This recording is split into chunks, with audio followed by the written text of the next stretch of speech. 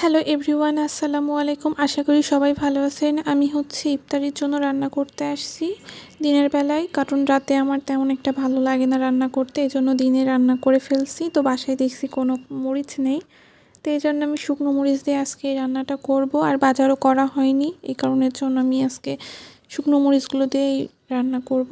এই জন্য আমি শুকনো মরিচগুলো সুন্দরভাবে বেটে রেখে দিয়েছি এক সাইড করে। আর এদিকে আমি তেলাপিয়া মাছ রান্না করব, তাই তেলাপিয়া মাছটা আমি সামান্য পরিমাণে হলুদ আর লবণ দিয়ে সুন্দর করে মাখাই। এবার এটাকে তেলের মধ্যে ভাজবো।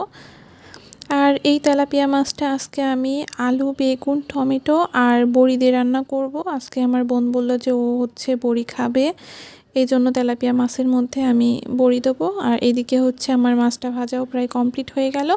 এরপরে আমি বড়ি কয়টা ভেজে নেব, ভেজে তারপরে এটা আমি এই মাছটা দিয়ে রান্না করব। আর এটা আমাদের কাছে খুবই ভালো লাগে, বড়ি দিয়ে যে কোনো তরকারি। বড়িটাকে আমি খুবই হালকা করে ভেজে নেবো আস্তে আস্তে একটু সময় নিয়ে। আর তো এদিকে আমার বড়ি ভাজাটাও হয়ে গেছে। আমি মাছ ভাজার উপরে এই বড়িগুলো রেখে দিলাম। আর এখানে আমি একটা পাত্রের মধ্যে তেল দিয়ে দিয়েছি, তার মধ্যে আমি সামান্য কিছু পেঁয়াজ দিয়ে দিলাম, দিয়ে এটাকে খুবই হালকা করে ভেজে নেব। এটা বেশি সময় লাগবে না, খুব হালকা করে ভাজলে হয়ে যাবে। এরপরে আমি বেটে রাখা যেই শুকনো মরিচটা ছিল ওটা আমি এর মধ্যে দিয়ে দিলাম, দিয়ে এবার এটাকে খুব ভালোভাবে মিশিয়ে নিলাম। এরপরে এর মধ্যে এক এক করে মশলাগুলো দিয়ে দেবো। তো এখানে আমি প্রথমে জিরে গুঁড়ো দিয়ে দিলাম, তারপরে হলুদের গুঁড়া, আর এরপরে দিয়ে দেবো স্বাদ মতো লবণ, দিয়ে এটাকে খুব ভালোভাবে আমি নাড়াচাড়া করে নেব। নিয়ে এবার এটা সময় নিয়ে আমি এটাকে কষাতে থাকবো। এটা যতক্ষণ না পর্যন্ত তেল উপরে উঠে আসবে ততক্ষণ পর্যন্ত আমি এটাকে ভালোভাবে কষাই নেব। এটা যখন আমার তেলটা উপরে চলে আসবে তখন আমি এই কেটে রাখা সবজিগুলো এর মধ্যে দিয়ে দেব।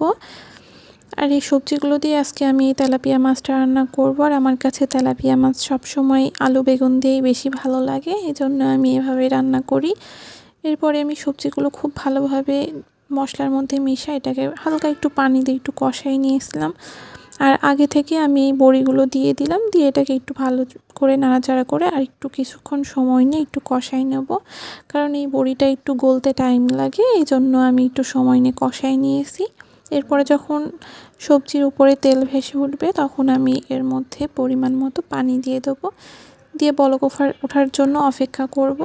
যখন এটা বলক উঠে আসবে তখন আমি এর মধ্যে এক এক করে তেলাপিয়া মাছগুলো ছেড়ে দেবো।